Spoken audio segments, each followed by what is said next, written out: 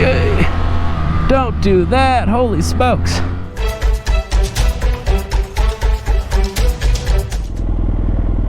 Check 1, 2. Ooh. Alright, we are running. Where are we today? Off of Deer Creek Canyon. First I want to show you this beautiful house just kind of tucked up here in this back, this little back off area off of 470. And of course the bike, the BMW F800. It's the first big bike that I've gotten. And to be honest, I love it. It's not one of those super sporty ultra crotch rockets. It's got enough power so that you don't feel like you're getting lapped on the highway. The guy I got it from put an aftermarket exhaust on it. Thank you for that.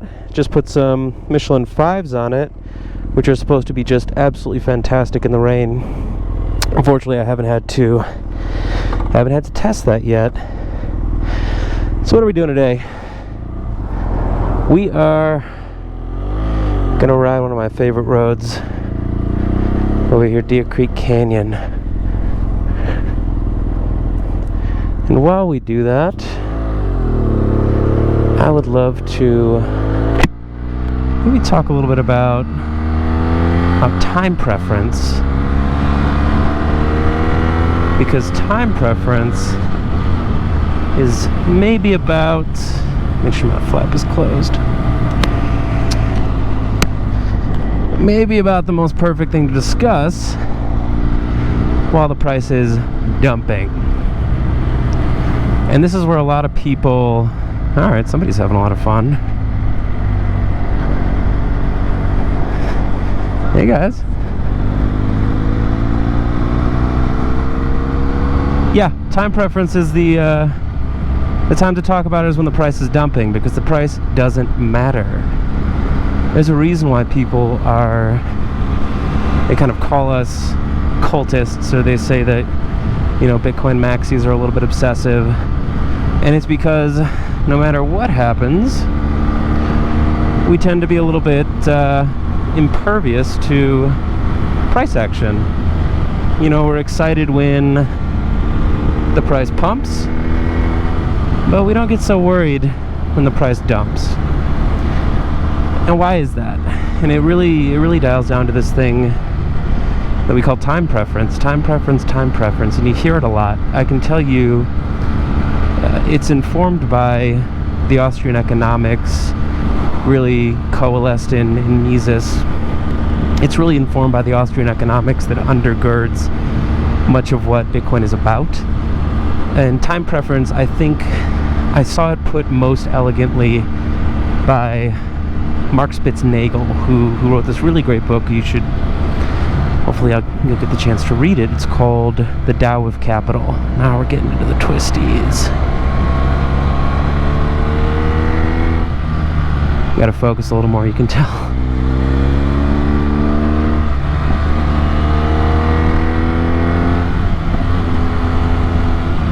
Got a tight little turn, and here we go.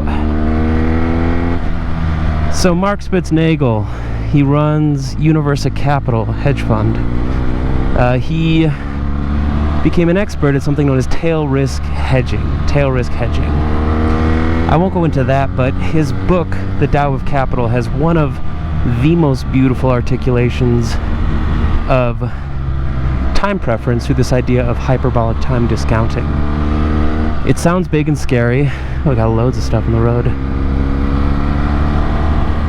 Sounds big and scary, but it can be illustrated through a couple of really simple examples. First example, you guys remember that marshmallow experiment? I'd have to remember who actually ran that experiment, but the marshmallow experiment, they put a marshmallow in front of a kid. They said, hey, you can have this marshmallow if you wait in 20 minutes. And then the researcher would leave. And the kids would sit there and they would struggle. And some of them would not eat the marshmallow, and some of them would eat the marshmallow. And this experiment was used to inform a lot of further research into this idea of delayed gratification. And it dovetails really perfectly into this idea of time preference. Time preference being, do I want that marshmallow now? Do I just have to have it now? And again, this was an experiment that was initially run on really young kids, but the principles apply to adults, and I'm sure you see it in your daily life. Do I want that marshmallow right now? Or can I wait a little bit? And then, I think I left this out, but I'll get 2 marshmallows. That was the premise of the whole experiment. If I don't touch my marshmallow, I'll get 2. Sorry for possibly confusing you on that. So what is hyperbolic time discounting? Well, this research leads us to a later study where you ask people, and I'd have to find who's actually doing this research. I don't know offhand, but I would assume it's through one of these behavioral economics people. They do a study that says, do you want 1 apple today or 2 apples tomorrow? Oh, we're coming to our turnoff. This is great. 1 apple today and 2 apples tomorrow. And people go through and they say what they want. They say, I'll take my apple today or I'll take my 2 tomorrow. And again, you can see the obvious analog between high time preference, low time preference, delayed gratification or not delayed gratification. But then they ask a follow-up question.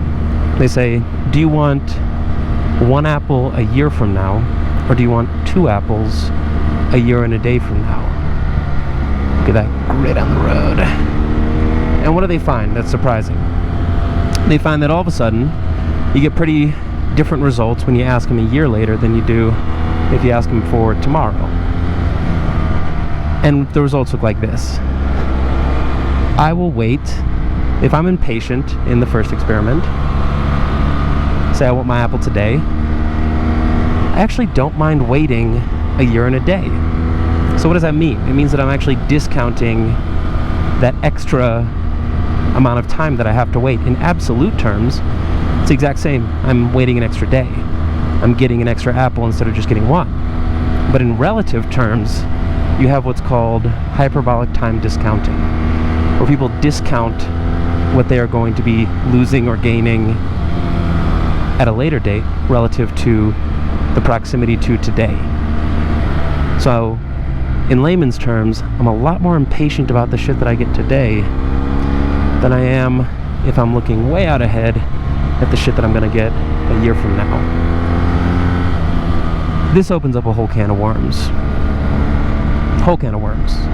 And it informs a lot of the thought around what we call fiat culture, this idea of high time preference. I gotta have my apple today, and I'm doing it actually at the expense of tomorrow's apples.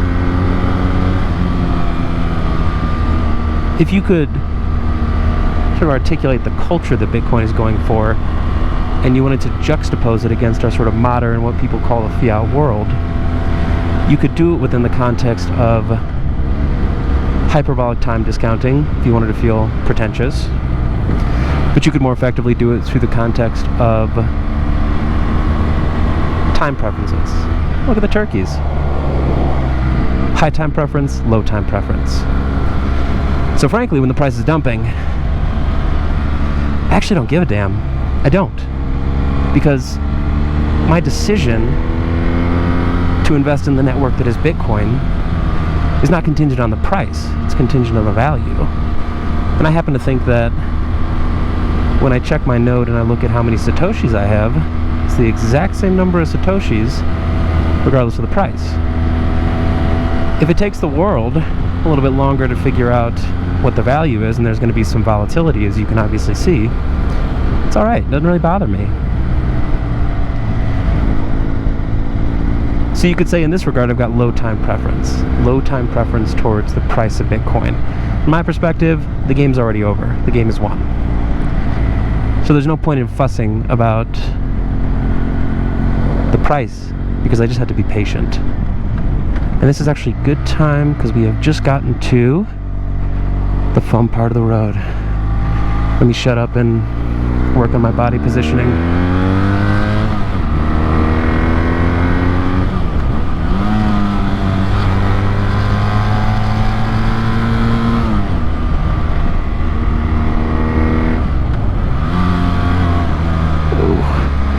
one always gets me. It's this turn, and then there's a right-hander, and then I've got this turkey friend. What up, buddy? Got this left turn, but the sneaky thing about this left-hand turn that you're gonna see, oh, I hate it, is that it's decreasing radius. It starts out wide, wide, wide, wide, wide, wide, wide, wide, wide, and then we drop in. Ooh, gotta work on that. This is one of my favorite roads, really in all of Colorado. And I'm working on right now my body positioning.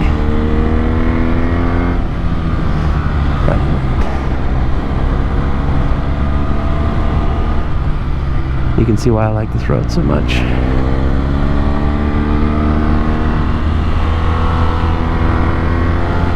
Across the middle.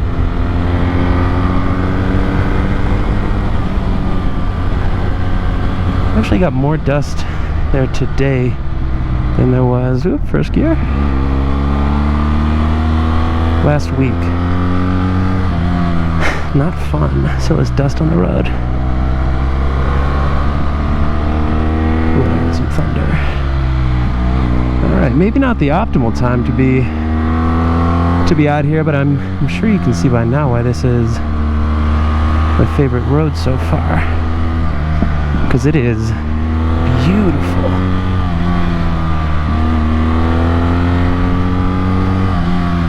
There's just a lot more crap on the road today than there was last week. Whoa, especially there. Good stuff.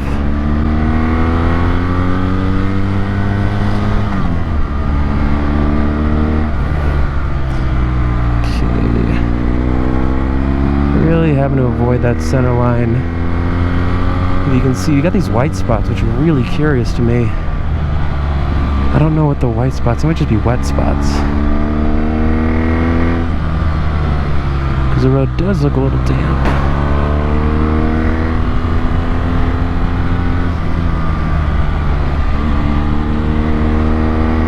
God, these tires are great. I'm so happy I got these Michelin 5s.